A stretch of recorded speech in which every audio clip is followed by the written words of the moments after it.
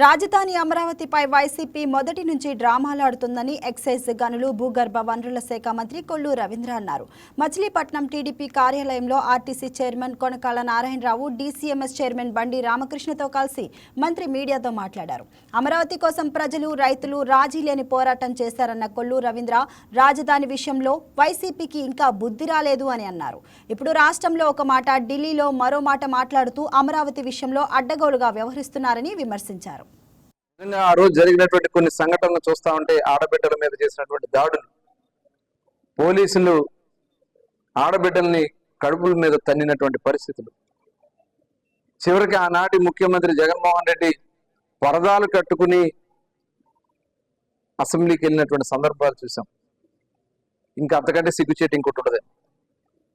నిజంగా ప్రజల్లో ఎంత చైతన్యం వచ్చిందంటే, ఆ రోజు న్యాయస్థానం నుంచి దేవస్థానం వరకు అని చెప్పి పాదయాత్ర చేస్తే చాలా పెద్ద ఎత్తున స్పందన వచ్చింది.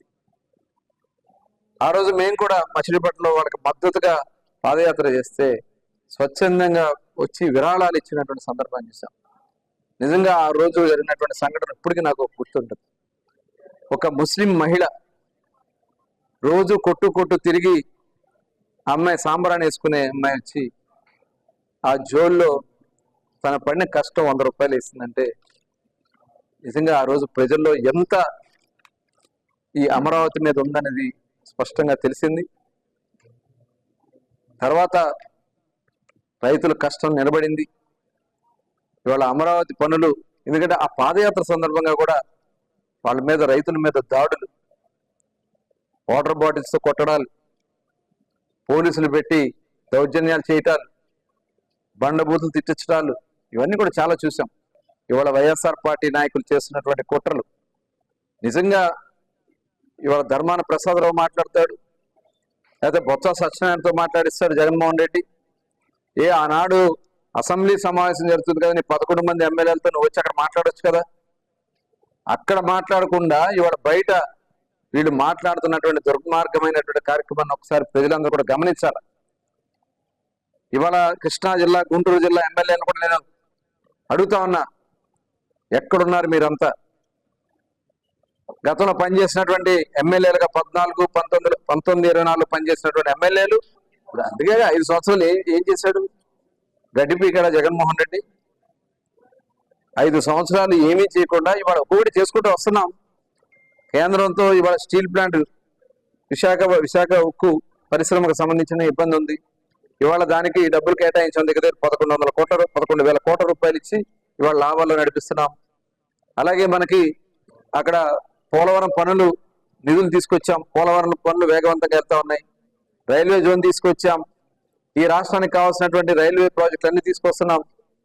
ఇవాళ దశలుగా కేంద్రం మనకు సపోర్ట్ చేస్తూ ముందుకెళ్తున్నాం. 5 సంవత్సరాలు కేవలం తన కేసుల్ని మాఫీ చేసుకోవడం కోసం మాత్రమే నోరెత్తకుండా అడుగులకు మొడుగులెత్తినటువంటి వ్యక్తి జగన్మోహన్ రెడ్డి. ఇవాళ మీరు ఎన్ని దొంగ నాటకాలు ఆడినా ఇది జరగవు అని చెప్పి కూడా తెలియజేస్తాం. ఇప్పుడు నిజంగా మాట్లాడితే ఇక్కడికి వచ్చి మాట్లాడచ్చు కదా, సరే మాట్లాడలేదు. మళ్ళీ ఆ స్టేట్మెంట్లు ఏమి ఇచ్చారు? ధర్మాన ప్రసాద్తో లేకపోతే బొత్స సత్యనారాయణ గారితో జగన్మోహన్ రెడ్డి మాట్లాడతారా?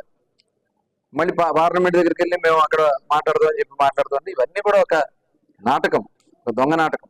ఈ నాటకాలు ఎవరు కూడా ఆంధ్ర రాష్ట్ర ప్రజలు నమ్మరు. అందుకని 151 నుంచి 11కి దిగజారిపోయారు వాళ్ళు. భవిష్యత్తులో 0. ఈ ప్రాంతంలో అమరావతి రావడం, రాజధాని రావడం, ఇవాళ బొత్స సత్యనారాయణ, ధర్మాన ప్రసాదరావుతో మాట్లాడిసినటువంటి జగన్మోహన్ రెడ్డిని మీరు అడగలేరా అని చెప్పి నేను అడుగుతా ఉన్నా. ఇవాళ వీళ్ళు ఎన్ని అడ్డం పడాలని ప్రయత్నం చేసినా, రాష్ట్రాన్ని సర్వనాశనం చేయాలని ప్రయత్నం చేస్తా ఉన్నారు, ఏదో కుట్రలు చేస్తా ఉన్నారు. క్రెడిట్ చోరీ అంటాడు. ఇవాళ ఈ రాష్ట్రం అభివృద్ధులు పరుగులు తీస్తాడు, పరిశ్రమలు వస్తా ఉంటే అవన్నీ చూసి తట్టుకోలేక అవన్నీ నేనే తెచ్చానని చెప్పి మాట్లాడుతున్నటువంటి ఒక నీచ సంస్కృతి కలిగినటువంటి వ్యక్తి జగన్మోహన్ రెడ్డి. అతని పంచన చేరిన ప్రతి ఒక్కరూ కూడా ఖచ్చితంగా రేపు చరిత్రహీనంగా మిగులుతారని కూడా తెలియజేస్తూ, అమరావతి శాశ్వతం, ఈ ఆంధ్ర రాష్ట్రం శాశ్వతం, భారతదేశంలో ప్రపంచంలోనే అమరావతి ఒక మేటి నగరంగా నిలబడబోతుందని కూడా మరొకసారి ఈ సందర్భంగా తెలియజేసుకుంటూ మరొకసారి అందరికీ ధన్యవాదాలు.